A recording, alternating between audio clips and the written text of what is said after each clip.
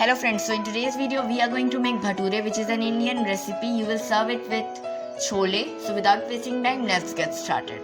In a bowl, take 1 cup all-purpose flour, add yogurt half cup and salt as per taste. Now mix it well and make a dough. We have made a soft dough. Now leave it for 20 minutes.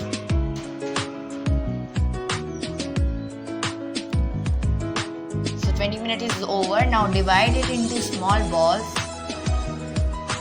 Then roll it like this. So now we have rolled it. Do it with oil. And now cover it with oil. Refined oil. Now again roll it and make a puri.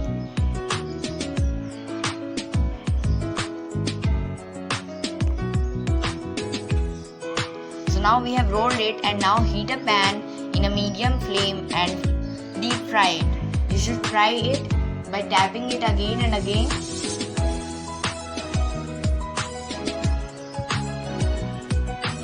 So as you can see here that our bhature get puffed.